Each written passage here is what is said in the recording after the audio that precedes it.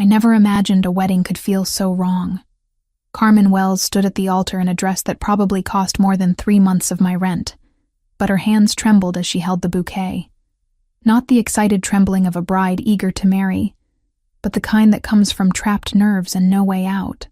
The November storm had rolled in just as the ceremony began, turning the outdoor garden wedding into a frantic scramble under a massive white tent on the Ravellini estate in Long Island. Water pounded against the canvas overhead, while 200 guests shifted uncomfortably in their chairs, designer shoes sinking slightly into grass that had turned to mud. I stood with the other bridesmaids, my navy dress clinging to my skin from the humidity, watching Carmen marry a man she'd known for exactly 4 months. Alessandro Ravellini. Even his name carried weight.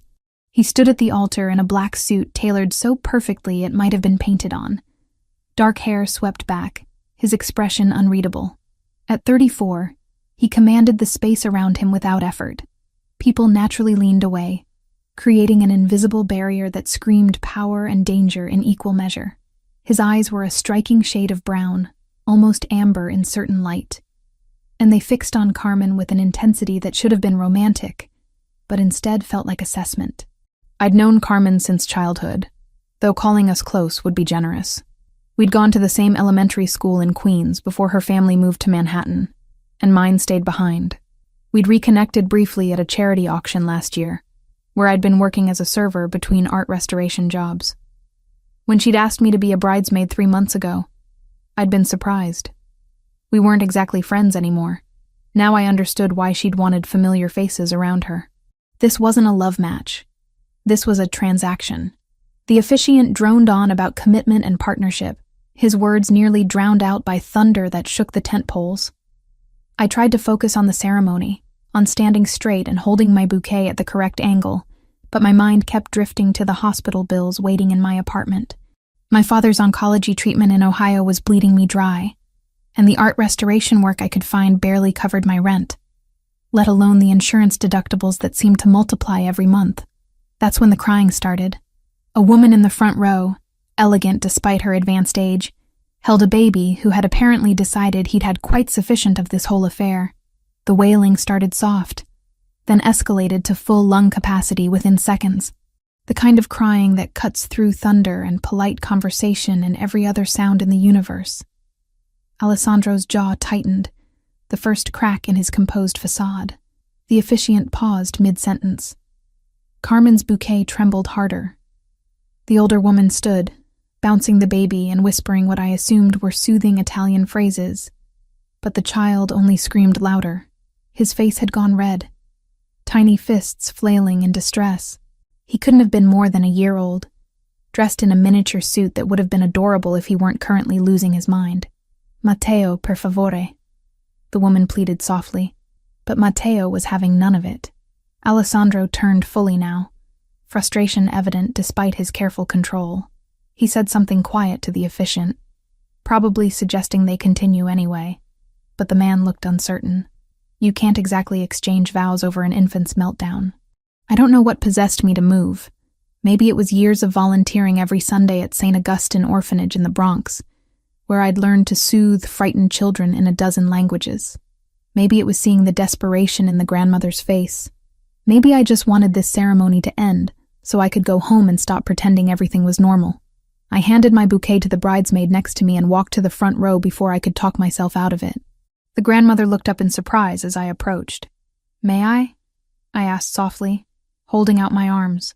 She hesitated only a moment before passing Matteo over, relief flooding her features. The baby was heavier than he looked, solid and warm, and he immediately grabbed a fistful of my hair while continuing to scream directly into my ear. I turned slightly away from the altar, creating a small bubble of privacy despite the 200 pairs of eyes boring into my back.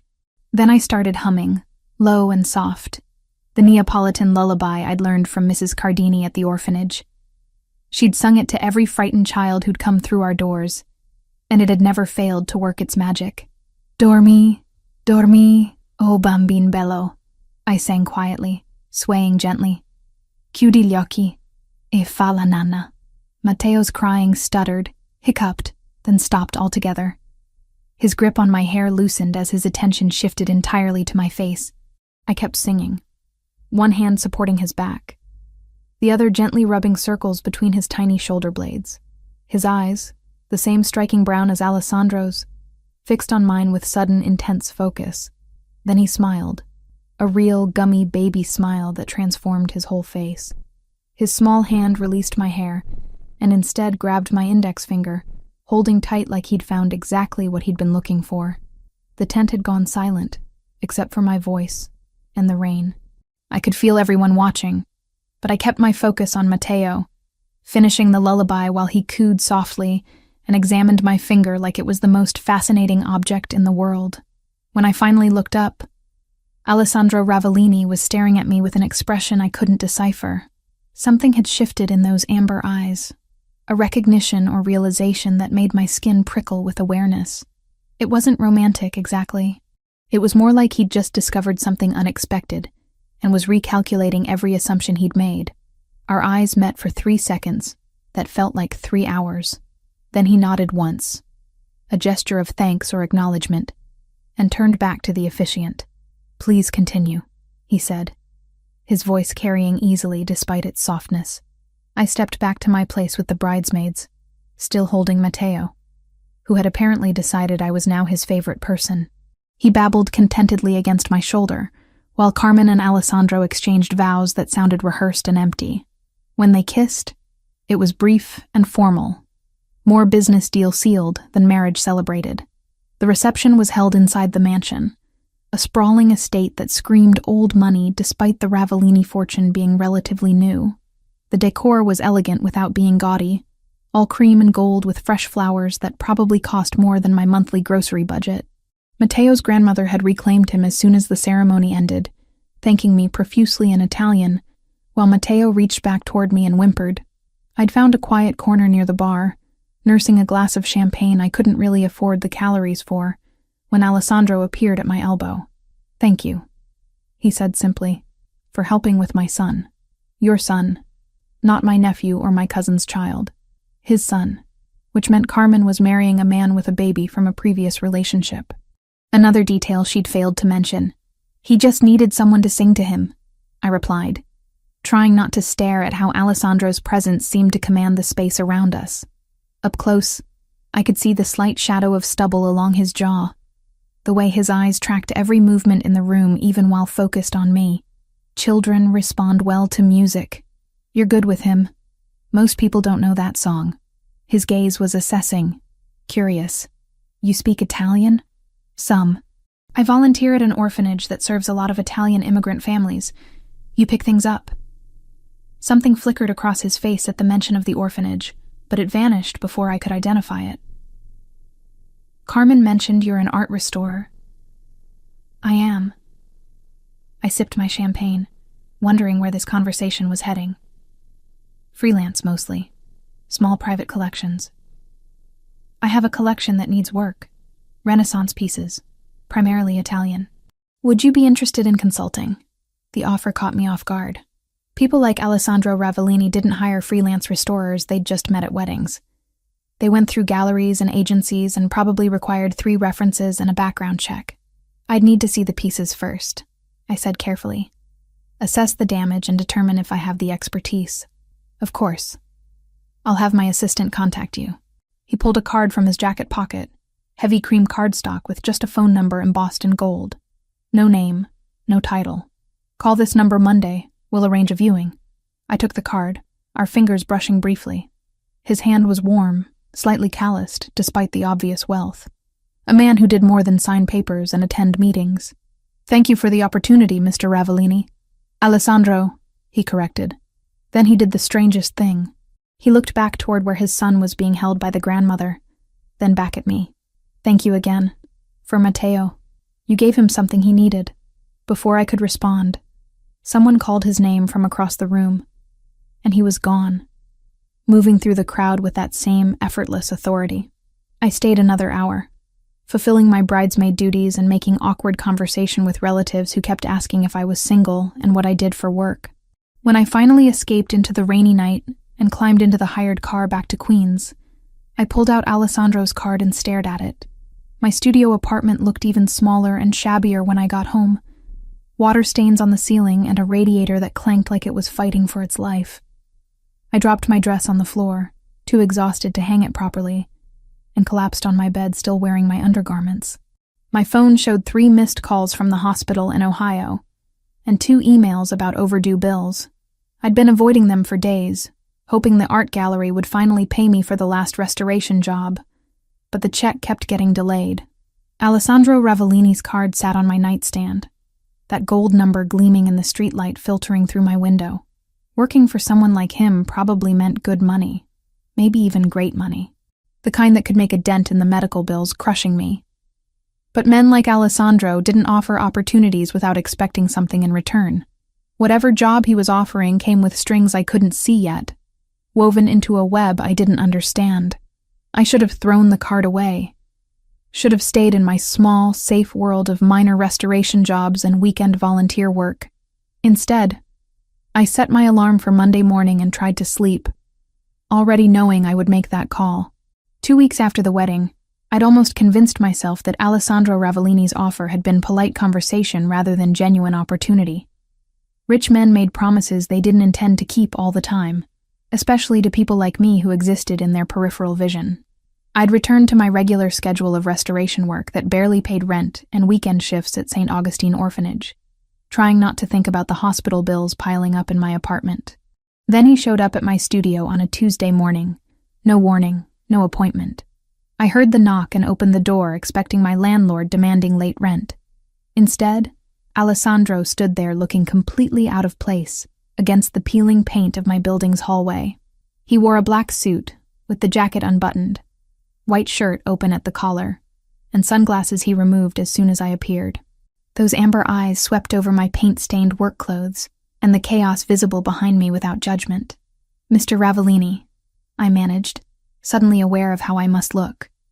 "I wasn't expecting you." "Alessandro," he corrected, exactly as he had at the wedding. "May I come in?" I stepped aside, watching him navigate my cramped studio with the same contained grace he'd shown at the reception. The space was maybe 400 square feet total, half of it taken up by my work area with its scarred table, scattered brushes, jars of solvents, and paintings in various states of completion. The other half held a futon that doubled as my bed, a kitchenette with a hot plate and mini fridge, and a door leading to a bathroom I shared with 2 other tenants. "This is where you work?" he asked, but it wasn't condescending. More like he was filing away information. "And live." I crossed my arms, defensive despite myself. "Not all of us can afford Long Island estates." His mouth curved slightly. Not quite a smile, but close. "No, you spend your money elsewhere. Your father's treatment in Ohio, correct?" The words hit like ice water. "How do you know about my father?" "I make it a practice to learn about people I'm considering hiring." He pulled a leather portfolio from under his arm and set it on my work table, moving aside brushes and rags without hesitation. "Joseph Mitchell, 63, stage 3 pancreatic cancer. Currently at Cleveland Clinic receiving treatment that your mother's life insurance doesn't fully cover. You send approximately $3,000 monthly to help with medical bills while living on less than $1,500 here." My hands clenched into fists. "You investigated me." I verified information. He opened the portfolio, revealing high-resolution photographs of paintings that made my breath catch despite my anger. "I don't hire strangers to work on pieces worth millions without understanding who they are." The paintings were extraordinary. Renaissance works, primarily Italian from the style and technique, each one a masterpiece that belonged in a museum rather than a private collection.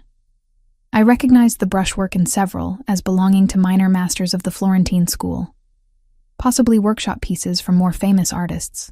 The condition varied, but all showed signs of age and inadequate storage. "These are genuine," I said, unable to help myself as I leaned closer to examine the photos. "Where did you acquire them?" "Family collection. They've been in storage for years. Improperly maintained." He stood close enough that I could smell his cologne, something expensive with notes of cedar and leather. "I need them restored for display. The project would take approximately 3 months of full-time work. I'm offering $80,000. The number made my head spin. $80,000 would cover my father's treatment for 2 years, maybe more if the experimental drugs worked. It would mean not choosing between rent and hospital bills, not lying awake calculating which creditor I could put off another month. That's far above standard rates, I said carefully. Why? Because the work requires not just skill, but discretion. These pieces can't go through galleries or public restoration studios. Too many questions about provenance and ownership. His gaze held mine. You work alone. You need money desperately. And you demonstrated at my wedding that you know when to act and when to keep quiet. Those qualities are worth premium payment. There it was. The real reason. He wasn't hiring me for my restoration skills alone. He was buying my silence about whatever shady acquisition had brought Renaissance masters into the Ravellini family collection. I'd need to see the actual pieces, I said. Assess the damage in person before committing. Of course. I've had a restoration studio prepared at the estate. You can begin evaluation tomorrow if you accept. Tomorrow.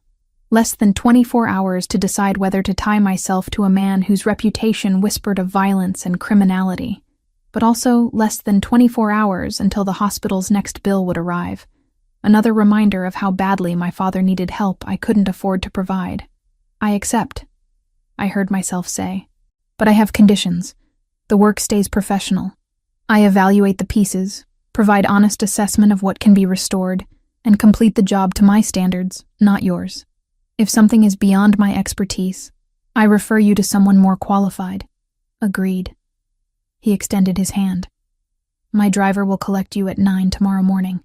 We shook, his grip firm and warm, and I had the unsettling sensation that I'd just made a deal whose full terms I didn't understand.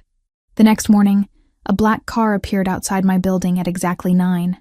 The driver was a large man with a broken nose and the kind of stillness that suggested military or security background.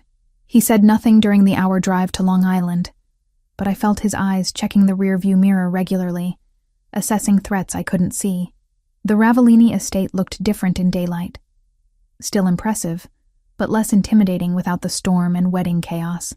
The mansion sprawled across manicured grounds, all creamstone and elegant windows, speaking of wealth that wanted to appear old even if it wasn't. Alessandro met me at the door personally, now dressed in dark slacks and a charcoal sweater that made his eyes look almost gold. Welcome, the studio is ready. He led me through hallways decorated with art that would make collectors weep, past rooms where staff members moved quietly, their eyes sliding away from me in that particular way that suggested they'd been told not to acknowledge guests. We climbed to the second floor, walked down a corridor lined with family portraits, and stopped at double doors Alessandro unlocked with a key from his pocket. The studio beyond was perfect. North-facing windows flooded the space with clear light. Temperature controls hummed almost inaudibly, and work tables held equipment I'd only dreamed of owning. Ultraviolet lamps for examining paint layers, infrared imaging equipment for seeing beneath the surface, microscopes for detailed analysis, and every solvent, varnish, and pigment I could need arranged in careful order. This is incredible, I breathed, moving to examine the setup. This equipment alone must have cost $50,000. 62, he corrected. But necessary for the work. The paintings are in the climate-controlled cabinet. I opened the specified cabinet and found myself face to face with 7 Renaissance works that were even more stunning in person than in photographs. My fingers itched to begin examination immediately, to lose myself in the technical challenges each piece presented. I'll need time, I said. Full assessment could take a week before I can provide accurate restoration timelines. You have complete access. The studio is yours during business hours. Alessandro moved to the door, then paused. One more thing. My son Matteo occasionally wanders this floor. His nursery is down the hall. If he disturbs your work, inform the staff and they'll keep him contained. He's not a disturbance, I said, remembering the baby's grip on my finger at the wedding. Children respond well to quiet spaces. If he wants to visit, he's welcome. Something shifted in Alessandro's expression, too quick to identify. As you wish. He left me alone with the paintings and questions I couldn't quite voice. Why was I really here? What did Alessandro Ravellini actually want from me beyond restored artwork? And why did the way he'd looked at me when I mentioned Matteo make my skin prickle with awareness that had nothing to do with fear? I pushed the questions aside and got to work. The paintings needed me, and for now that would have to be reason sufficient. The first week passed in intense focus. I documented each piece with photographs and notes, used UV light to examine previous restoration attempts, and employed infrared imaging to map the paint layers beneath the visible surface. The work revealed fascinating details, workshop techniques and pigment choices that spoke to the painting's origins. But I couldn't entirely ignore the household drama unfolding around my quiet studio. Carmen appeared occasionally, always dressed impeccably, always maintaining perfect distance. She never asked about my work, never stayed long, and her eyes held the kind of resigned unhappiness that comes from accepting an unpleasant fate. "How are you settling in?" she asked one afternoon, her voice polite but empty. "The studio is wonderful. Alessandro has been very accommodating." Her laugh was bitter. "Alessandro is always accommodating when he wants something. Just remember that everything here comes with expectations attached." She left before I could ask what she meant. Matteo became my regular visitor. The baby would appear in the doorway held by his grandmother, those amber eyes so like his father's scanning the room until they found me. Then he'd make happy sounds and reach out, clearly requesting transfer. The grandmother, whose name I learned was Sophia, would smile and hand him over. "He remembers you from the wedding. You made quite an impression." I'd hold Matteo while working, the baby content to sit on my lap and watch me examine paintings with tools he found endlessly fascinating. He'd babble commentary in what sounded like Italian mixed with baby nonsense. His small hands occasionally reaching to touch brushes I kept carefully out of reach. Alessandro found us like that one afternoon, me seated at the work table with Matteo on my lap, both of us examining a particularly intricate section of gilding under magnification. "He's disrupting your work," Alessandro said from the doorway, but his voice lacked conviction. "He's company. I don't mind." I glanced up, surprised by the expression on Alessandro's face, something vulnerable and raw that vanished the moment he noticed me watching. "Does he stay here at the estate full-time?" "Yes. His mother isn't involved." The words were clipped, discouraging further questions, but I caught the implication. Matteo's mother, whoever she'd been, was gone from his life entirely, which made Carmen a stepmother to a 10-month-old, whose existence she clearly resented. That night, after returning to my studio apartment, I researched the Ravellini family more thoroughly. The results were exactly what I'd expected and feared. Alessandro Ravellini, 34, head of what multiple sources delicately termed an import-export business with rumored organized crime connections. His first wife had died in childbirth 3 years ago, and Carmen Wells had married into the family just weeks before. I was working for the Mafia, restoring probably stolen art for a man who might have blood on his hands. The sensible thing would be to quit immediately, take whatever partial payment Alessandro offered, and return to my safe, struggling existence. Instead, I returned to the estate the next morning, because my father needed treatment, and I needed money more than I needed clean conscience.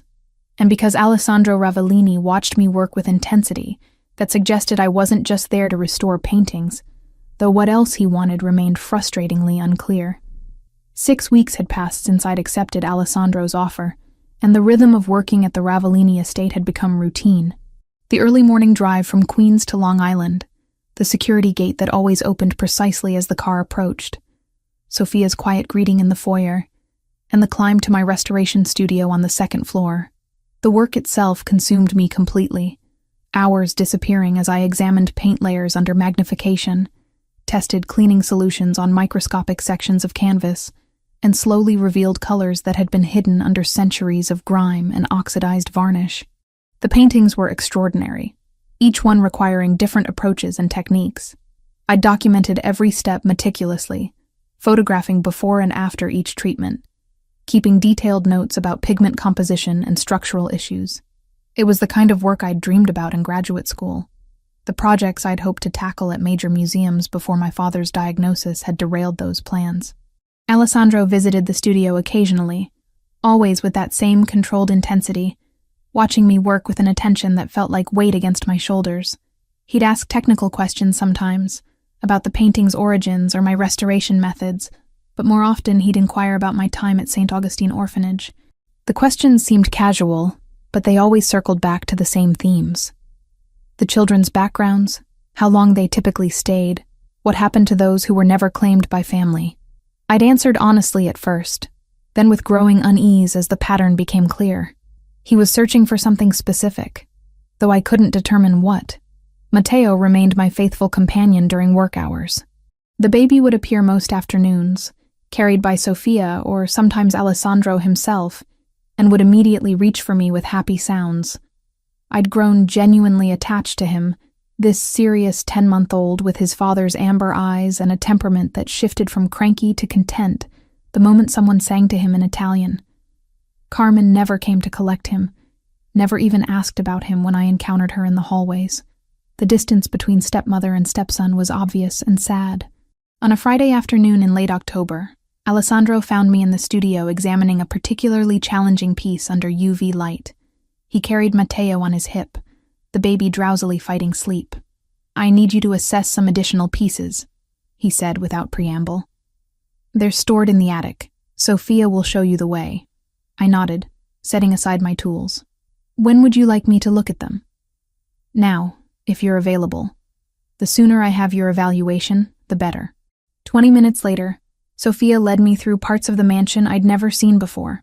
We climbed a narrow staircase at the far end of the second-floor corridor, the walls closing in as we ascended into older sections of the house. The air grew mustier, the lighting dimmer, and I found myself stepping carefully on floorboards that creaked under my weight. "Mr. Ravellini doesn't come up here often," Sofia said as she unlocked a heavy wooden door at the top of the stairs. "These pieces belong to his first wife's family. They've been in storage since she passed." The attic was exactly what I'd expected from a Long Island estate.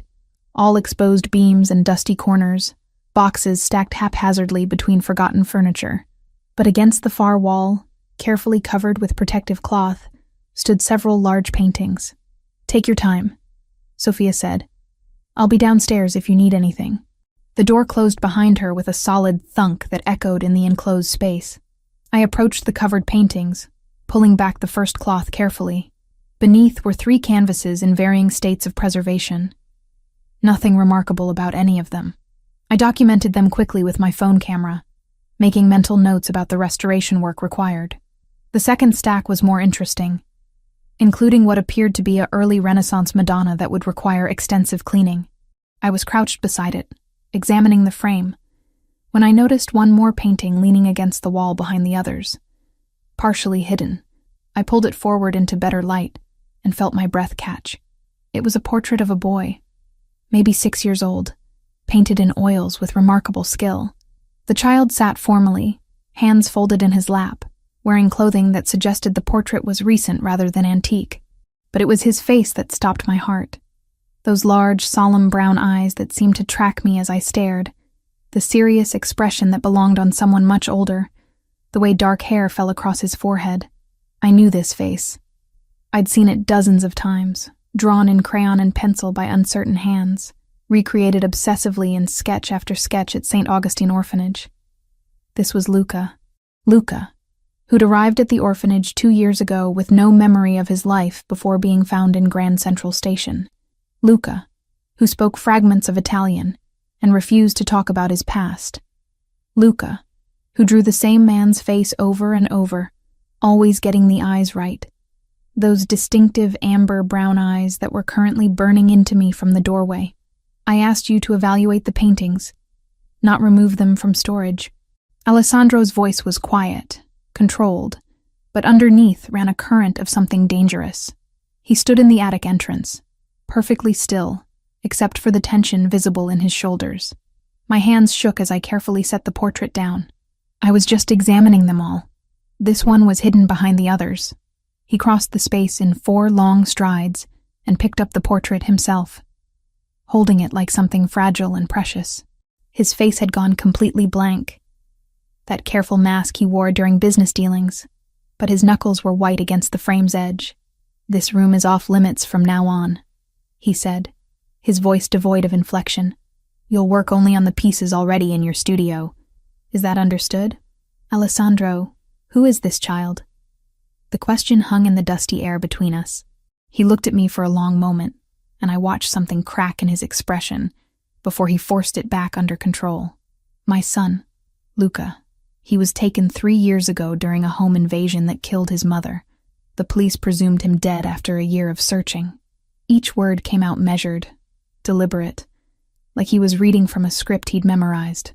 This portrait was commissioned 6 months before he disappeared. My mind raced through possibilities and implications. Alessandro, there's a boy at St. Augustine Orphanage. I know. The words cut through the air like a blade. I've known since the second week you worked here. Why do you think I hired you? Why I asked so many questions about the children there? The pieces fell into place with sickening clarity. My hiring hadn't been about my restoration skills at all, or not primarily.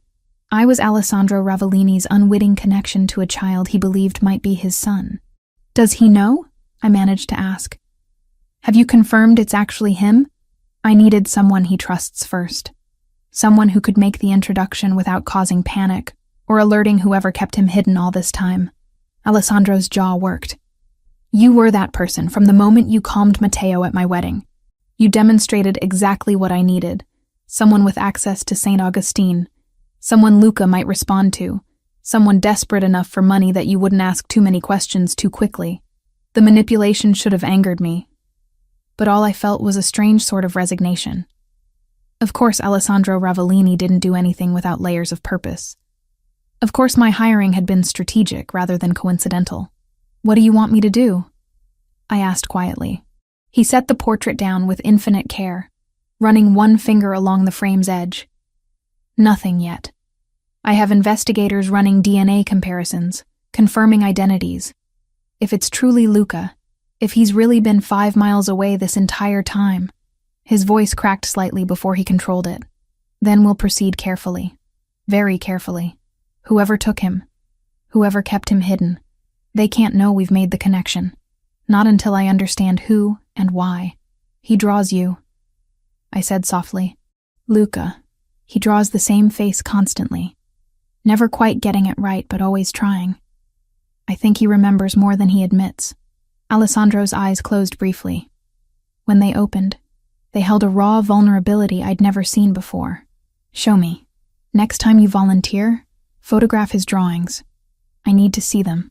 I nodded, understanding that I'd just crossed some invisible line into Alessandro Ravellini's inner circle, into secrets that could get me killed if the wrong people discovered I knew them. The portrait stays here, he said, moving toward the door. You saw paintings that need standard restoration. Nothing unusual. Nothing memorable. Can you do that? Yes. He paused at the threshold, looking back at me with an expression I couldn't quite read. Thank you, Gabriella, for being exactly who I needed you to be. Even before either of us knew it. Then he was gone, leaving me alone in the dusty attic with covered paintings and the weight of knowledge I'd never wanted. I looked once more at the portrait of the solemn child with his father's eyes, then carefully covered it again and descended the stairs. That night, back in my queen's apartment, I couldn't sleep. I kept seeing Luca's face in the portrait, kept thinking about the quiet boy at St. Augustine, who drew obsessively and flinched at sudden movements.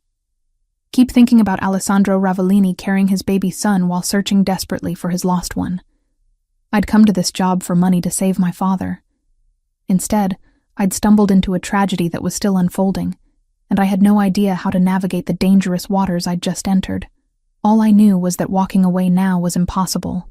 Not just because of the money, but because Luca deserved to know his father was alive and searching, and Alessandro deserved to know his son had survived. Whatever came next, I was committed. For better or worse, I'd become part of the Ravellini family's story, and there was no going back.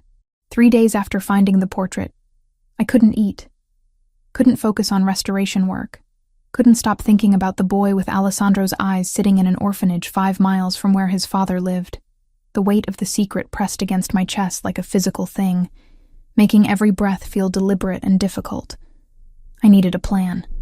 Something that wouldn't alert whoever had taken Luca in the first place, wouldn't put the boy in danger, but would give Alessandro what he desperately needed, confirmation and a path forward. On Sunday morning, I drove my beat-up Honda to St. Augustine Orphanage in the Bronx for my regular volunteer shift.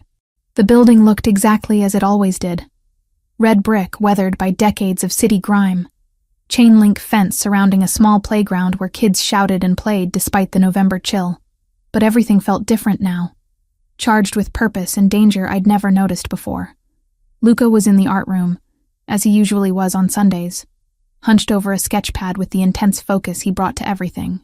I watched him for a moment before approaching, noting the way his dark hair fell across his forehead, the serious set of his mouth, the careful precision of his pencil strokes. "What are you working on?" I asked, settling into the chair beside him. He glanced up, and something in his expression relaxed. "Buildings. I like drawing buildings." I looked at the sketch, my heart clenching. It was the Ravellini estate, unmistakably, though drawn from a child's fragmented memory. The arched windows, the stone facade, even the garden fountain were all there, rendered in surprising detail for a 7-year-old. "That's beautiful work," I said carefully. "Have you seen this building somewhere?" Luca shrugged. That evasive gesture I'd learned meant he was uncomfortable. "Maybe. I dream about it sometimes." "And a man with eyes like mine." My throat tightened. "Tell me about the man." "He's tall. He sounds like the priests who speak Italian at Mass. In my dreams, he holds my hand, and we walk through gardens." Luca's pencil moved across the paper, sketching quick lines. "But it's just dreams, made-up things." I watched him draw for a few more minutes, then made my decision. "Luca, would you like to meet someone who might be able to help the orphanage? A man who wants to donate money for art supplies and maybe a field trip?" His eyes widened slightly. "Who?" "A businessman. He's Italian, like you. He has a baby son who might visit too." Luca considered this with the gravity only children who've learned not to trust easily can manage. "Okay. When?" "Soon. Let me arrange it." I left the orphanage an hour later with photos of Luca's drawings on my phone and a plan forming in my mind. Back in my apartment, I called Alessandro's number, the one he'd given me for emergencies. He answered on the first ring. "Gabriella, I need to talk to you. Not at the estate. Somewhere private. Give me an address." We met at a small cafe in Queens, far from both the Ravellini estate and St. Augustine. Alessandro arrived alone. No security detail visible, though I suspected they were nearby. He wore jeans and a dark jacket, looking almost normal except for the tension radiating from him. "Show me," he said without preamble as soon as he sat down. I pulled out my phone and showed him the drawings. Alessandro's hands shook as he zoomed in on each image, his face going pale when he saw the sketch of the estate. "He remembers," Alessandro whispered. "After all this time, he still remembers. Not consciously. He thinks they're dreams, but yes, he remembers." I leaned forward. "I have an idea, but it's going to require your cooperation and patience." Alessandro looked up, those amber eyes burning with intensity. "Whatever it takes. The orphanage needs funding. They're always desperate for donations. I'm going to tell the director that I know someone interested in supporting their art program, maybe sponsoring a field trip to a museum. You'll visit as a potential donor, meet the kids, see Luca in his environment without forcing direct contact. And then, we see how he reacts to you, if there's recognition, if he feels safe. Meanwhile, you need to get DNA confirmation without him knowing. Can you do that?" Alessandro nodded slowly. "I have contacts. Former FBI, now private security. He can pose as a volunteer, collect a sample discreetly. Hair or saliva would work. But Alessandro, you can't push this. If whoever took him is watching, if they realize we've made the connection, they won't." His voice was steel. "I've been hunting for him for 3 years. I know how to be careful." We spent the next hour planning every detail. The donation would be substantial, but not so large it drew unusual attention. Alessandro would visit with Matteo and Sofia, presenting himself as a widowed father who wanted to give back to the community that had helped him after loss. The ex-FBI investigator would volunteer the following week, running a health screening program that would give him access to collect samples. "One more thing," I said as we prepared to leave. "You need to understand that even if the DNA confirms what we both already know, Luca might not be ready to accept you immediately. He's been through trauma. He's built walls. This could take time." "I've waited 3 years," Alessandro said quietly. "I can wait as long as he needs. I just need to know he's safe, and that I can be part of his life again." 2 days later, I approached the director of St. Augustine, a tired woman named Margaret, who'd been running the facility for 15 years on charity and hope. I have a potential donor, I told her. Alessandro Ravellini. He's a businessman with personal reasons for wanting to support orphanages. He's willing to fund a substantial art program and possibly cover costs for educational field trips. Margaret's eyes lit up. How substantial? I'm not certain, but he mentioned figures in the tens of thousands. When can he visit? We arranged the meeting for the following Friday. Alessandro arrived at exactly 2 p.m, carrying Matteo on his hip, with Sofia walking beside him. He looked the perfect picture of a devoted father and concerned philanthropist, nothing in his demeanor suggesting the violent man Carmen had married, or the mob boss I knew he was. The children gathered in the common room, some shy, others bold, all curious about the visitors. Luca hung back near the wall, watching with those careful eyes. Alessandro gave a brief speech, speaking in accented English about loss and community, and the importance of supporting children who'd experienced trauma. His gaze kept drifting to Luca, but he was subtle, never staring long enough to make it obvious. Then Matteo started fussing, reaching out toward the other children. Alessandro shifted him, and in that movement, Luca stepped forward slightly, his expression changing. Recognition, maybe. Or just the pull of a memory he couldn't quite place. "You can touch him," Alessandro said gently, noticing Luca's attention. "He likes other children." Luca approached slowly, reaching out to let Matteo grab his finger. The baby laughed, and Luca's face transformed with a smile so genuine it hurt to see. "He likes you," Alessandro said, his voice carefully neutral despite the emotion I could see in his eyes. "What's your name?" "Luca. That's a good Italian name." "Do you speak Italian, Luca?" "A little. I forget most of it." They stood there for a long moment. Father and son, separated by years, and trauma and secrets neither could voice. Then Matteo grabbed Luca's whole hand, and Alessandro smiled. "He doesn't usually take to strangers so quickly," Alessandro said. "You must be special."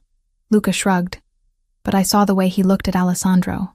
Really looked, as if trying to solve a puzzle only he could see. The visit lasted an hour.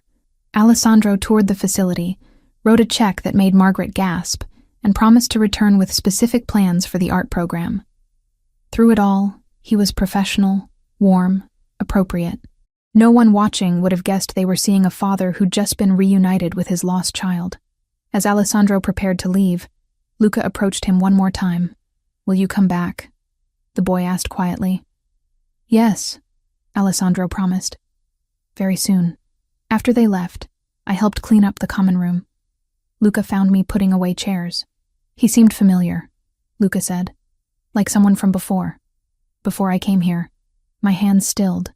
"Maybe he reminds you of someone you knew." "Maybe." Luca looked at his drawings scattered across the art table. "Or maybe I'm remembering wrong. The doctor says my memories from before aren't reliable. Memories can be tricky," I agreed carefully. "But feelings are usually true. Did you feel safe with him?" Luca considered this with that heartbreaking seriousness. "Yes, I felt safe." The following week, Alessandro's investigator arrived. He was a compact man in his 50s who introduced himself as Frank, former FBI turned private security consultant. He ran health screenings, checking vision and basic vitals, chatting easily with the children while collecting information. When Luca sat for his screening, Frank managed to collect a hair sample that fell during the examination, pocketing it with practiced subtlety. The whole interaction took less than 10 minutes. The sample went to a private lab that specialized in paternity testing. Alessandro paid extra for expedited processing and complete confidentiality. 5 days later, Alessandro called me at midnight. I answered groggily, heart hammering. "The results came back," he said, his voice thick with emotion. 99.9% match. "He's mine, Gabriella. Luca is my son." I sat up in bed, fully awake now. "What happens next?" "You keep doing exactly what you're doing. Be his constant, his safe person. I'll continue visiting the orphanage as a donor, building trust slowly. And I'm going to start investigating who took him and why, because someone inside my own organization had to have facilitated this. Someone who knew our security, our patterns, our vulnerabilities. That's dangerous, Alessandro. Everything about this is dangerous. His voice hardened. But Luca is alive, and I'm getting him back. No matter what it costs. After we hung up, I sat in the darkness of my apartment, thinking about the boy who drew buildings from memory and the father who'd never stopped searching, thinking about the danger we were all in now that we knew the truth. I'd come to New York to be an artist. I'd taken Alessandro's job to save my father. And somehow, I'd ended up at the center of a story about loss and hope and the lengths people will go to protect the ones they love. Outside my window, the city hummed with its usual chaos. Inside my chest, my heart beat with the knowledge that everything was about to change, and there was no going back to the simple life I'd once known. The DNA confirmation changed everything and nothing at once. Alessandro had proof his son was alive, but Luca remained in the orphanage, vulnerable and unaware. For 6 weeks after receiving those results, Alessandro became a ghost, haunting 2 worlds simultaneously. He appeared at St. Augustine every Tuesday and Thursday afternoon, always with Sofia and Matteo, always bringing donations or organizing activities. To the orphanage staff, he was the generous benefactor establishing an educational foundation. To Luca, he was becoming something else entirely, someone familiar and safe. I watched their relationship develop with my heart in my throat. Alessandro never rushed, never pushed. He'd sit on the floor during art time, Matteo crawling between his legs, and help Luca with his drawings. He'd speak Italian occasionally, casual phrases that made Luca's eyes light with recognition, before confusion clouded his face again. "Why do I understand you?" Luca asked one afternoon, setting down his pencil. "The sisters say I spoke Italian when I arrived, but I don't remember learning it." Alessandro's hand stilled on the paper he'd been sketching. "Sometimes we know things deeper than memory. Language lives in a different part of us." Luca considered this seriously. "Like how I know buildings I've never seen?" "Exactly like that." I stood in the doorway watching them. Father and son circling recognition neither could name, and wondered how much longer we could maintain this careful fiction before something broke. Back at the estate, the atmosphere grew increasingly tense. Matteo had become my shadow during work hours, refusing to let Sofia take him unless I was occupied with restoration work that required both hands. Carmen noticed, of course. She'd appear in doorways watching me hold her stepson, her expression unreadable. "You're good with him," she said one evening, startling me as I rocked Matteo to sleep in the studio. "Better than I ever was." "You're his stepmother," I replied carefully. "He needs you. He needs someone who actually wants him." Carmen moved closer, her heels clicking on the hardwood. "Alessandro married me for political alliance, not love. Matteo is a constant reminder of what I can never be. The mother of his real children. The woman he actually chose." The bitterness in her voice was so raw it hurt to hear. "Carmen, don't." She held up a hand. "I'm not looking for comfort. I'm warning you. You're getting involved in something complicated and dangerous. My family has expectations. Alessandro has obligations. Whatever you think is happening between you 3, remember that nothing in this world comes without cost." She left before I could respond, and Matteo stirred against my shoulder, making soft sounds in his sleep. That night, Alessandro asked me to meet him in his office after the household had settled. I found him surrounded by documents, exhaustion evident in the set of his shoulders. "My consigliere Roberto finished his investigation," he said without preamble. "The kidnapping 3 years ago wasn't random. It was orchestrated by someone inside my organization who sold information about our security protocols and Luca's schedule to the Moretti family." My stomach dropped. The Morettis? Carmen's family? Her uncle, specifically. Russo Moretti, an underboss. Alessandro's voice was cold, controlled fury barely contained. "They took my son, killed my wife, and then years later forced me into marriage with Carmen to cement their control. They've been using family alliance to infiltrate my operations. Does Carmen know? That's what I need to determine." He looked up at me, amber eyes haunted. "Roberto found documents in her personal safe, communications with her uncle that referenced St. Augustine. She either knows Luca is alive and has been lying to me for months, or her family has been using her as an unwitting pawn. The weight of that knowledge pressed against my chest. What are you going to do? Confront her, but carefully. If she's complicit, she's dangerous. If she's innocent but compromised, warning her could get Luca killed. He stood, moving to the window. I need more time to understand how deep this goes before I can bring Luca home safely. Over the following weeks, I became Alessandro's eyes and ears in ways I'd never anticipated. At the estate, I watched Carmen's movements, noting when she made phone calls, tracking visitors who arrived when Alessandro was away. At St. Augustine, I documented everyone who showed unusual interest in Luca, photographing faces and license plates. The orphanage itself remained my refuge and my greatest source of anxiety. Luca was blossoming under Alessandro's attention, his drawings becoming brighter, his nightmares less frequent according to the night staff. But I also noticed things that set my nerves on edge.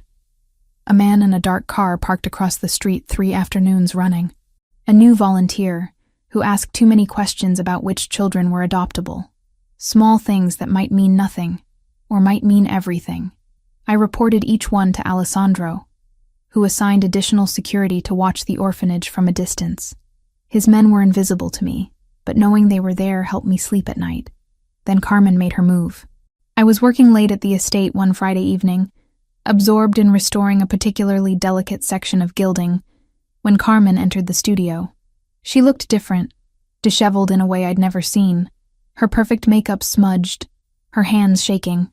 "I need to tell you something," she said, closing the door behind her. "Something Alessandro doesn't know yet." I set down my tools, pulse accelerating. "What is it?" "My uncle, Russo. He's been pressuring me for information about Alessandro's business dealings. I thought it was just normal family politics, the usual inter-family intelligence gathering. But last week, he asked specifically about St. Augustine." Her voice cracked. "He wanted to know if Alessandro had shown unusual interest in any of the children there." The blood drained from my face. "What did you tell him?" "Nothing. I said I didn't know anything about Alessandro's charitable work." She wrapped her arms around herself. "But Gabriella, my uncle doesn't ask idle questions. If he's focused on St. Augustine, it means he knows something, or suspects something. Why are you telling me this?" Carmen's eyes met mine, and I saw genuine fear there. "Because I just found out why Alessandro really married me." Roberto left documents on Alessandro's desk, investigation reports about my uncle's involvement in Adriana's murder and the kidnapping of Alessandro's first son. Tears spilled down her cheeks. "My family used me. They forced this marriage knowing what they'd done, using me as a tool to keep control over Alessandro." She sank into a chair, shoulders shaking. "I didn't know. I swear I didn't know they'd killed his wife and taken his child. They told me it was a business arrangement, that Alessandro needed our family's political support. I thought I was helping broker peace between the families. I didn't know whether to believe her, but the devastation in her voice sounded genuine. "Does your uncle know you've discovered this?" "No. I've been pretending nothing has changed. But Gabriella, if he's asking about St. Augustine, if he's figured out that boy might be Luca," she looked up at me desperately, "you need to warn Alessandro. Protect that child. Whatever my family is planning, it's happening soon." I found Alessandro in his office minutes later, relaying everything Carmen had said. His face went completely blank. That dangerous stillness that meant he was calculating moves in a chess game I couldn't see. "Roberto," he said into his phone. "Full lockdown on St. Augustine. Nobody enters that building without my explicit approval. And bring Carmen to my office, now." The confrontation happened an hour later. Carmen sat across from Alessandro's desk while Roberto stood by the door, his expression neutral but alert. I remained as well, at Alessandro's request, a witness to whatever came next. "Your uncle knows about Luca," Alessandro said without preamble. "How long have you known he was alive?" Carmen's hands twisted in her lap. "I only found out tonight, reading the investigation reports Roberto left. Before that, I knew nothing about the kidnapping beyond what the news reported. Everyone believed Luca was dead, but you knew your family was involved in Adriana's death." "No!" The word burst from her. I knew my uncle had conflicts with you, that there'd been violence between the families. But they told me Adriana's death was an accident, collateral damage in a territorial dispute. They never said it was targeted, that they'd taken your son. Alessandro studied her for a long moment. I want to believe you, Carmen, but your family has given me no reason to trust any of you. Then don't trust me based on my family, she said, voice steady despite the tears. Trust me based on my actions. I'm telling you what my uncle asked, warning you that he's closing in on St. Augustine. If I were working with him, I would never reveal that. The logic was sound, but Alessandro's expression remained closed. Or you're delivering a message your uncle wants me to receive, creating panic that makes me act rashly. Alessandro, please. Carmen leaned forward. I know I've been a terrible wife. Cold, distant, resentful of a marriage I never wanted. But I'm not a monster. If that boy is your son, if he's been alive all this time, he deserves to be home with his father. Let me help you protect him. The room fell silent, except for the ticking of the antique clock on Alessandro's desk. Finally, he nodded. Roberto will monitor all your communications. You'll have security detail everywhere you go. One wrong move, one hint that you've betrayed this confidence, and you'll face consequences I promise you won't survive. Understood? Understood, Carmen whispered. Then help me. Tell your uncle nothing has changed. Continue your normal routine. And if he asks about St. Augustine again, you know nothing. Alessandro's voice was steel. In the meantime, we prepare to move Luca somewhere safer. If the Morettis are circling, we're running out of time.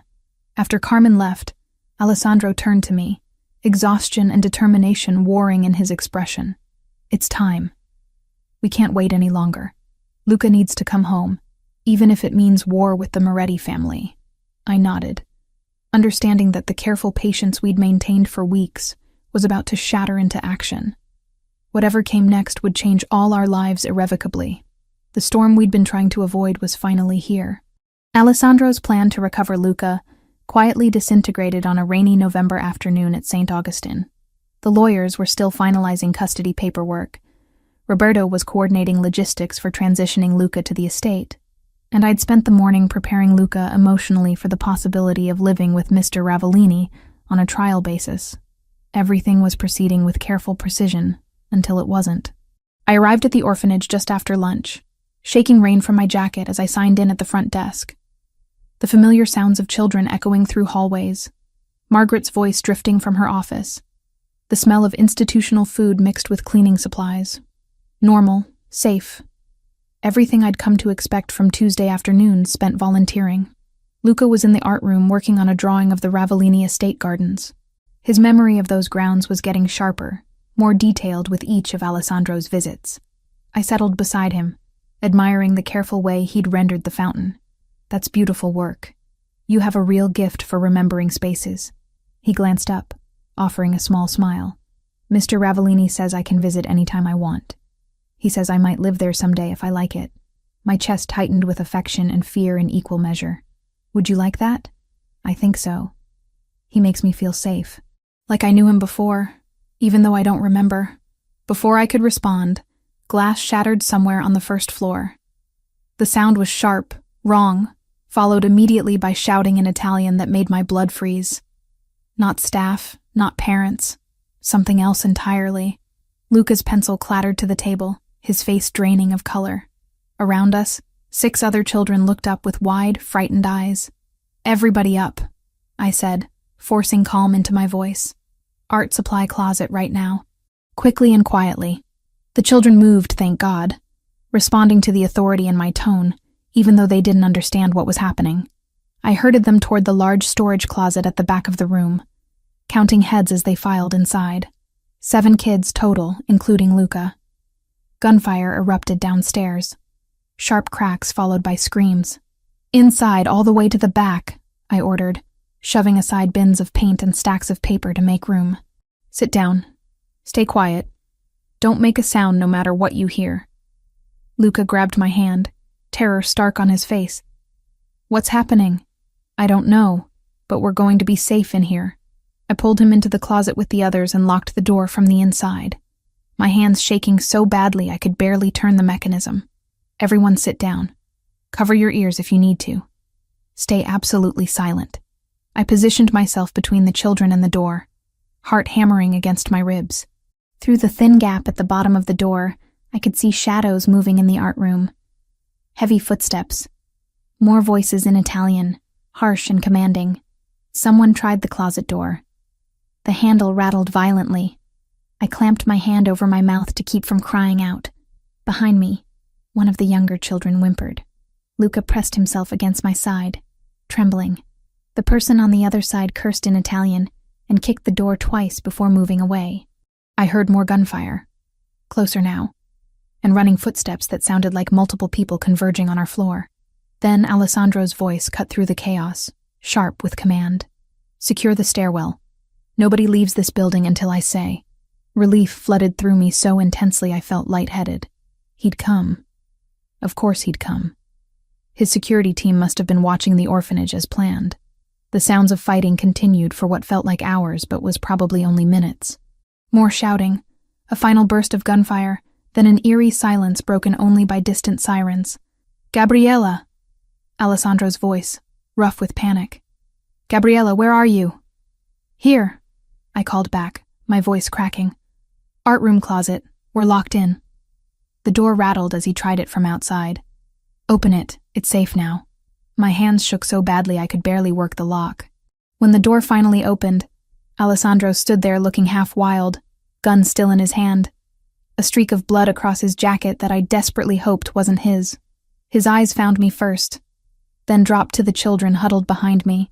When he saw Luca, something in his face cracked open. "You're hurt," he said, and I realized dimly that he was looking at my left arm where warm wetness soaked through my sleeve. I glanced down, surprised to see blood.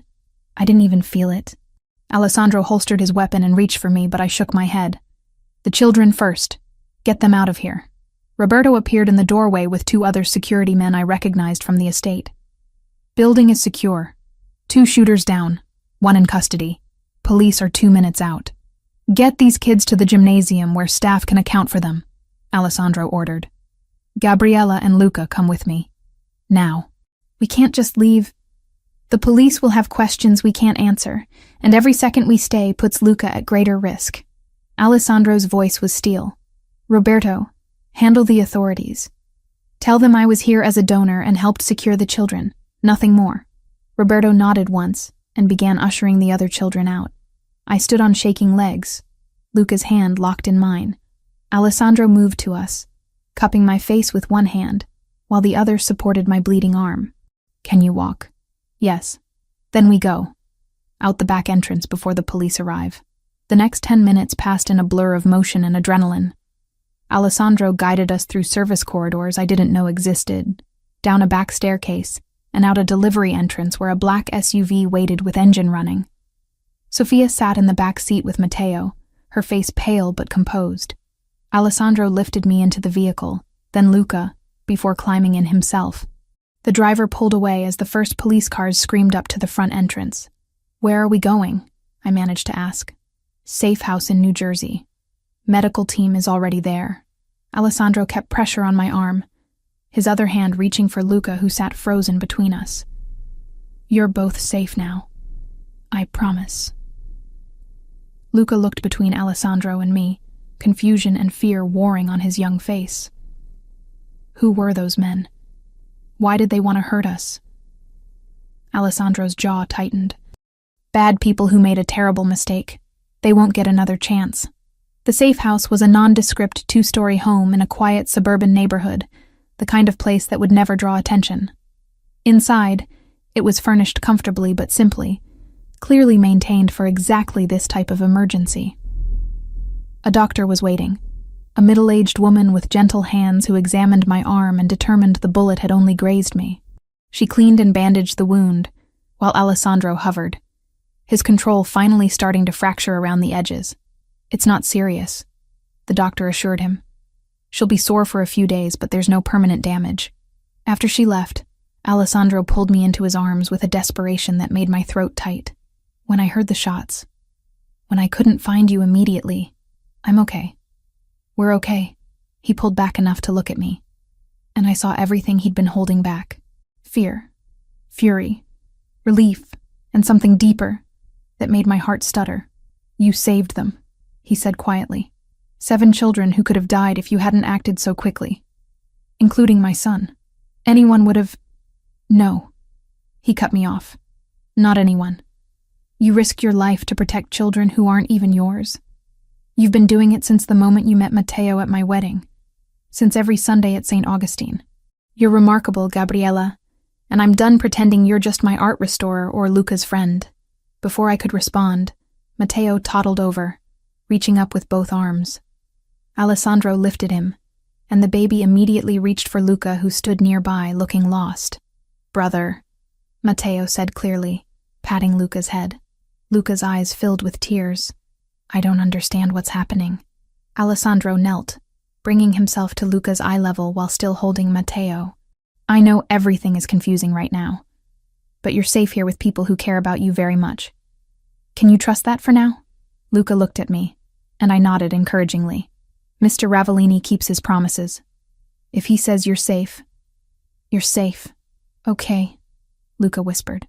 That night, after both boys were asleep in rooms Sophia had prepared, Alessandro found me standing at the window watching streetlights flicker on in the gathering dusk. My arm throbbed despite the painkillers, but physical discomfort paled next to the emotional whiplash of the day. Roberto confirmed it was Russo Moretti's men.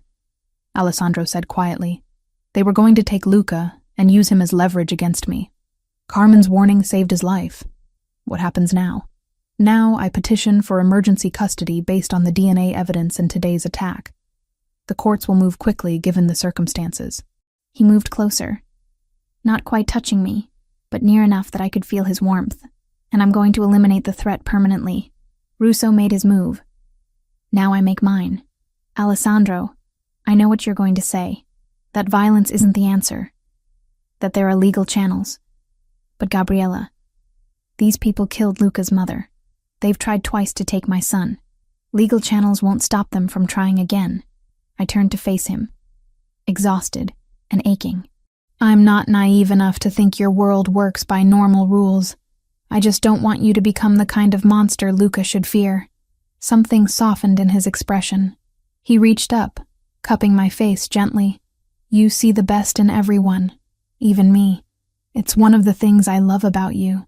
The words hung between us, weighted with meaning neither of us had dared voice until now. You love me, I repeated softly, from the moment you sang to my son at that wedding.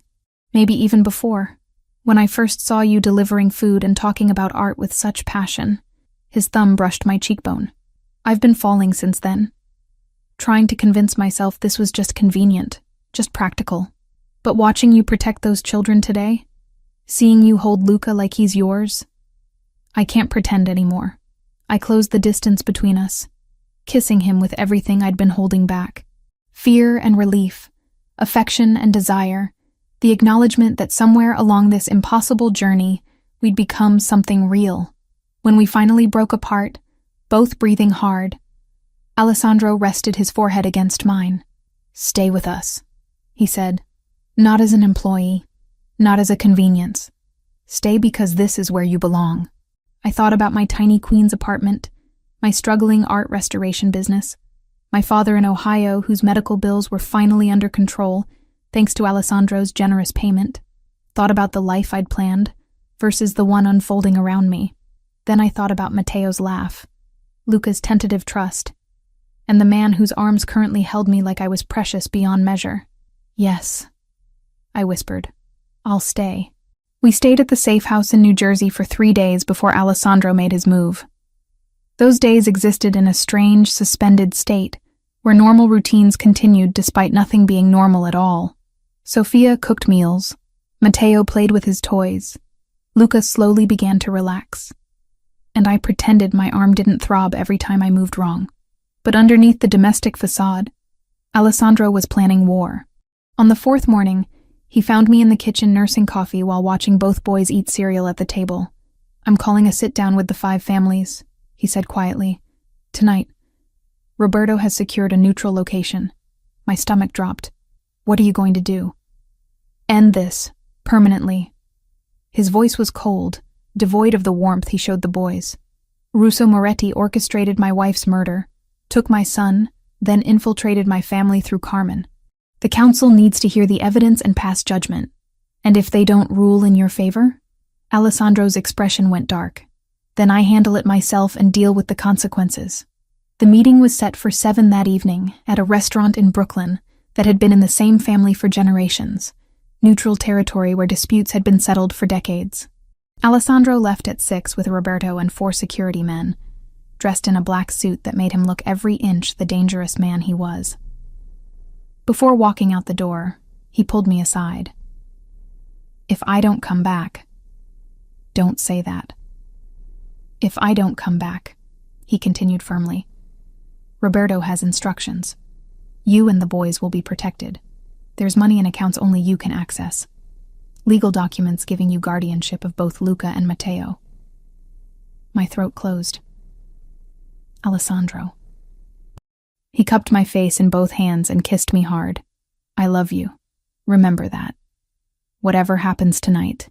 Then he was gone, and I was left alone with Sophia and 2 children who had no idea their father might not survive the evening. I tried to maintain normalcy, reading bedtime stories to both boys, but my mind kept drifting to that restaurant in Brooklyn. What was happening? Was Alessandro safe? Had Russo brought his own men? Would this end in bloodshed? By 9, both boys were finally asleep. Sophia and I sat in the living room, neither of us speaking, both watching our phones. At 9:45, mine buzzed with a text from Alessandro. It's done. Coming home. Relief flooded through me so intensely I started shaking. Sophia squeezed my hand, tears in her own eyes.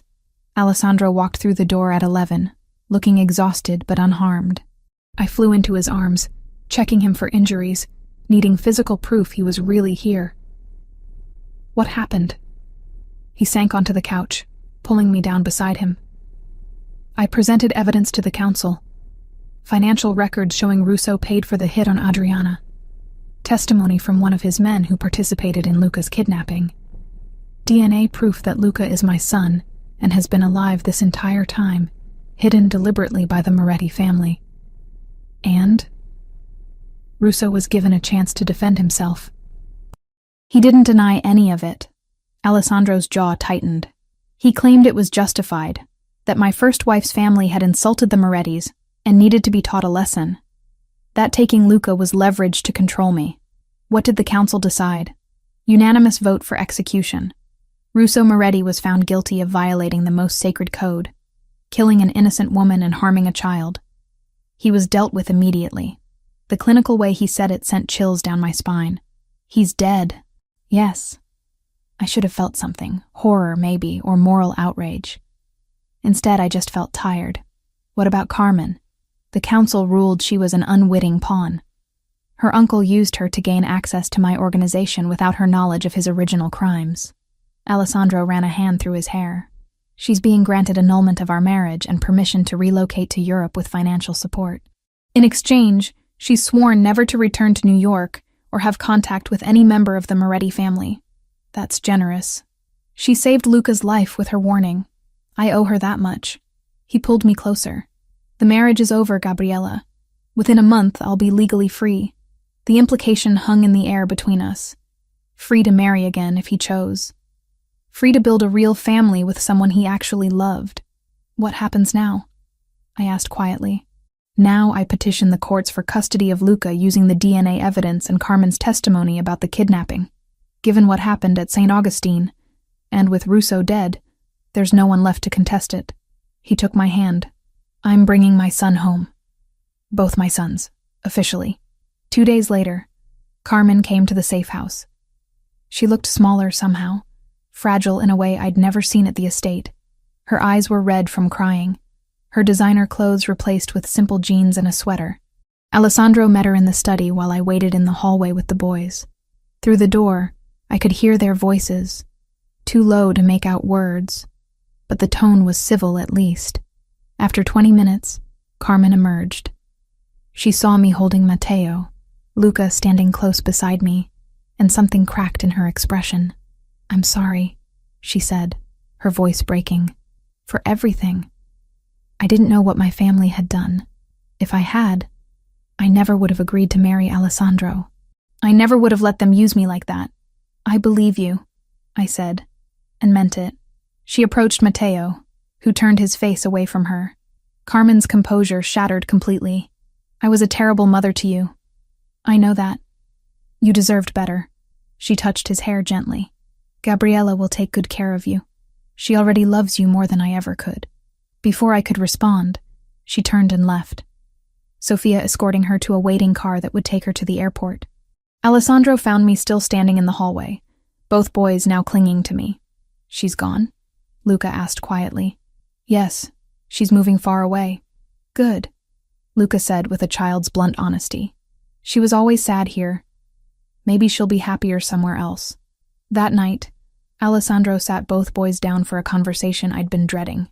Luca was old enough to understand, at least partially, and he deserved truth. Luca, do you remember anything from before you came to St. Augustine? Alessandro asked gently. Luca frowned, concentrating. Sometimes. I remember a pretty lady with dark hair who sang to me, and gardens, and feeling safe. That lady was your mother. Her name was Adriana, and she loved you very much. Alessandro's voice was steady despite the pain evident in his eyes. 3 years ago, bad men hurt her and took you away from me. You were lost for a long time, but now I've found you again. Luca looked at him with those serious amber eyes. You're my father? My real father? Yes, but I thought you were just the nice man who brought presents to the orphanage. I was looking for you, Alessandro said, hoping you were my son. And when I found out for sure, I promised myself I would never lose you again. Luca processed this, his young mind working through implications. So Matteo is really my brother? Yes, and if you want to, you can come live with us. With me, Matteo, Sophia, and Gabriella. Will Gabriella stay? Luca asked, turning to me. You won't leave? I'm not going anywhere, I promised. Luca looked between Alessandro and me, then at Matteo, who was playing with blocks obliviously. Finally, he nodded. Okay, I'll stay. The legal process moved faster than expected, helped by Alessandro's money and connections. Within 2 weeks, he had temporary custody of Luca, with full adoption proceedings underway. We moved from the safe house back to the Long Island estate, which felt both familiar and completely different with Carmen gone. My father called the day we moved back, his voice stronger than it had been in months.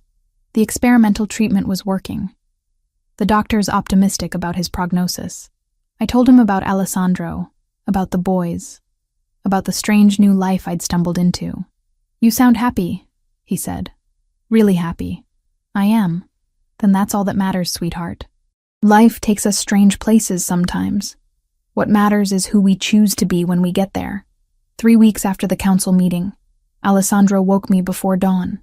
Come with me. I want to show you something. We drove to the estate's boathouse, where a small sailboat waited. Alessandro helped me aboard, and we sailed out onto the calm morning water as the sun rose over Long Island Sound. When we were far from shore, he cut the engine and turned to me. When Adriana died, I thought I'd never feel whole again, that the best parts of me died with her. He took both my hands. Then you walked into my life, calming my son at my wedding, and everything changed. Alessandro, let me finish. He smiled. You restored more than paintings in my home. You restored hope. You gave me back my son. You showed Matteo what real love looks like. And you made me believe I could be more than the violence my world demands. He pulled a small box from his pocket and opened it, revealing a ring that caught the early morning light. Marry me, Gabriella. Not because it's convenient or political. Marry me because I love you. Because you're already the mother my sons need. Because I want to spend every day for the rest of my life being worthy of you. I couldn't speak past the emotion choking me. Instead, I nodded, tears streaming down my face. Alessandro slipped the ring on my finger and pulled me into a kiss that tasted like salt air and new beginnings. When we returned to the estate hours later, both boys were waiting on the front steps with Sophia. Luca spotted the ring immediately. Does this mean Gabriella is staying forever now? He asked. Forever, Alessandro confirmed. Matteo clapped his hands, shouting something that might have been Mama, and Luca allowed himself a rare full smile. Standing there in the morning light with Alessandro's arm around me and both boys running forward to hug us, I thought about the journey that had brought us here. From that stormy wedding where I'd soothed a crying baby, through art restoration and orphanage visits, through violence and fear, and finally to love. It wasn't the life I'd planned, but looking at my new family, I wouldn't change a single moment. 8 months passed like pages turning in a book I'd written without knowing the ending. Winter melted into spring. Then summer arrived with its heavy heat and long evenings that stretched golden across the estate's gardens. In that time, our fractured family slowly knit itself into something whole. Luca's therapy sessions continued weekly, helping him process memories that surfaced in fragments. He'd remember pieces of his early childhood, his mother's voice singing Italian lullabies, the gardens he'd drawn obsessively at St. Augustine. The therapist said his mind was protecting him, revealing only what he could handle processing. Alessandro attended every session when his schedule allowed, learning how to support a traumatized child who was slowly remembering the father he'd lost. One evening in late spring, we were having dinner together, all 4 of us at the kitchen table instead of the formal dining room. Matteo was making a mess with his pasta. Luca was telling Alessandro about a book he'd been reading, and I was refilling water glasses when it happened. Luca paused mid-sentence, fork suspended above his plate, his eyes distant. "Papa," he said quietly, testing the word. Then louder, with certainty. "Papa." Alessandro froze, his own fork clattering to the plate. "What did you say?" "Papa." Luca looked at him with those serious amber eyes. "That's what I called you before. I remember now. You taught me to say it in Italian when I was little." Alessandro's composure shattered. He pushed back from the table and crossed to Luca, pulling him into an embrace so tight I worried he might hurt the boy. But Luca wrapped his arms around his father's neck and held on just as fiercely. "I remember you," Luca whispered. "Not everything, but pieces. You used to carry me through the gardens and tell me stories about your grandmother in Italy. You taught me to swim in the pool. You were always there. I never stopped looking for you," Alessandro said, voice breaking. "Not for a single day." Matteo, sensing the emotion without understanding it, climbed down from his chair and wrapped his arms around both of them. I stood watching my family hold each other, tears streaming down my face. That night marked a turning point. Luca began calling Alessandro Papa regularly, the Italian endearment coming more naturally than the English dad. His nightmares decreased, his smiles came more easily, and the serious, guarded expression he'd worn like armor at St. Augustine gradually softened into something more age-appropriate. My father's health continued improving, the experimental treatment working better than anyone had dared hope. In June, he was declared in remission and flew to New York to meet Alessandro and the boys properly. I'd been nervous about the meeting, but my father and Alessandro found common ground discussing art, history, and the challenges of raising children in difficult circumstances. "You make her happy," my father told Alessandro while we were cleaning up after dinner. "I can see it in her eyes. She's found where she belongs." "She saved my family," Alessandro replied. "I intend to spend the rest of my life being worthy of that gift."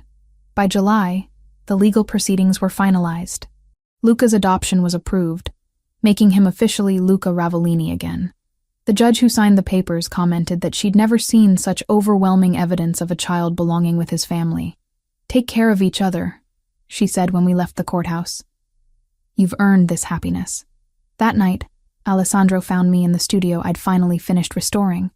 The last painting from his family collection gleamed under careful lighting, its colors vibrant after months of patient work. "It's beautiful," he said, studying the Renaissance masterpiece. "You brought it back to life. It was always beautiful. I just helped people see it again."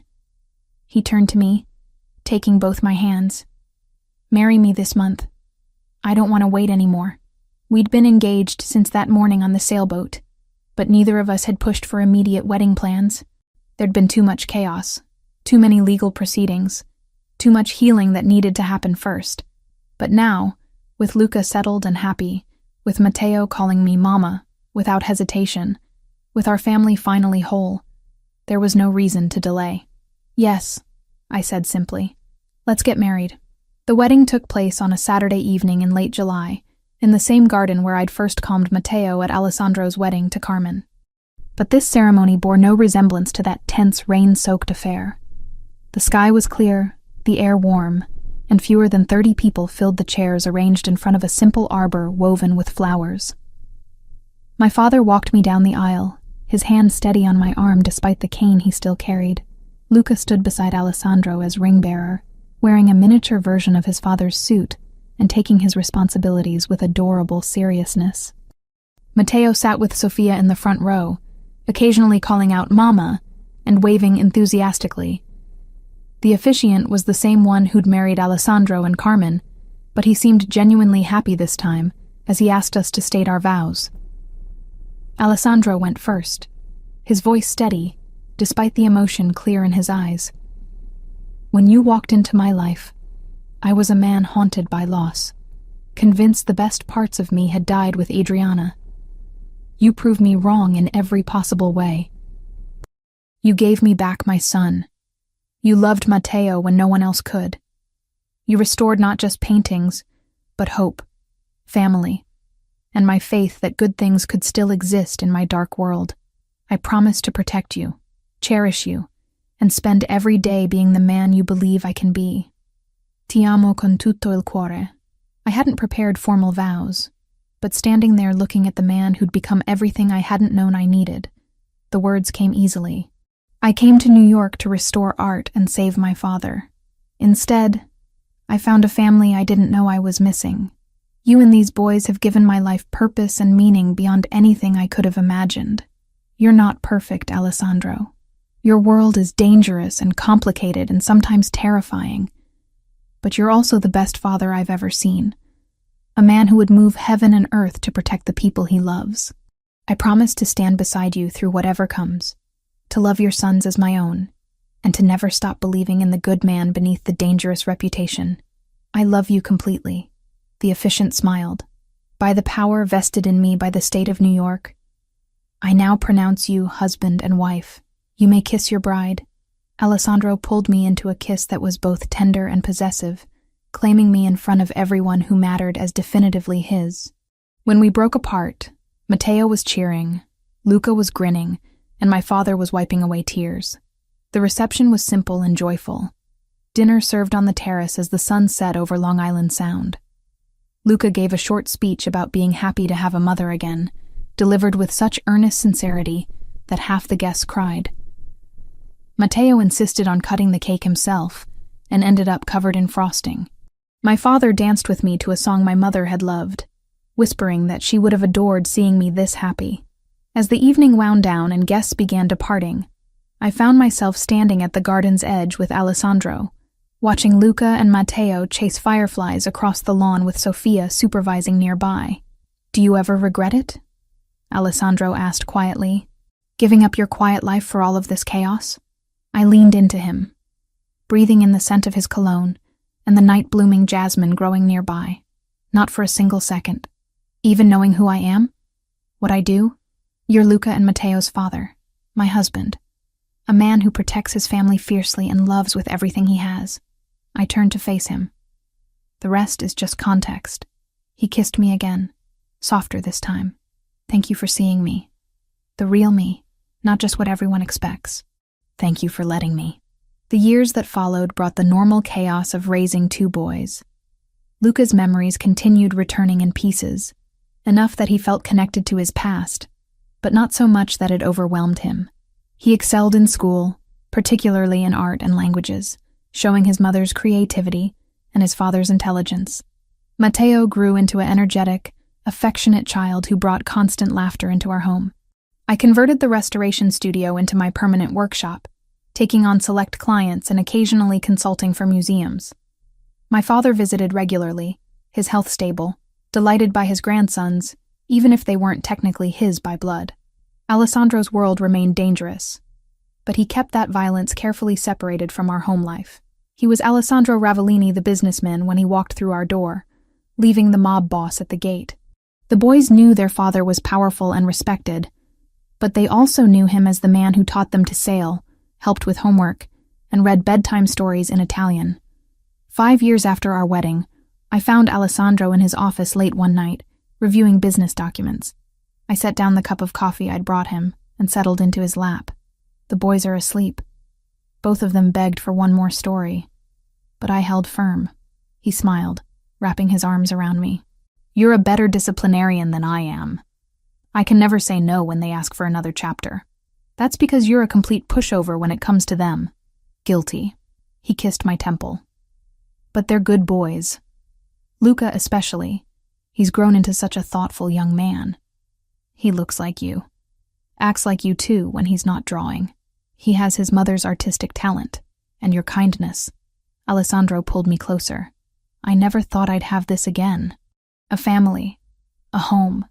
Someone who loves me, despite knowing all my darkness. Your darkness is part of you. I love all of it, even the parts that scare me sometimes. We sat together in comfortable silence, the kind that comes from years of knowing each other completely. Outside the window, the estate garden stretched into darkness. But inside our home, everything was warm and safe, and exactly as it should be. The portrait of young Luca that I'd found in the attic hung now in Alessandro's office, a reminder of what we'd almost lost and what we'd fought to reclaim. Next to it was our wedding photo, and beside that, a recent picture of all four of us on the sailboat, windblown and laughing, a family rebuilt from fragments of loss and trauma and unexpected love. Not perfect, but ours. And that was more than sufficient. The end.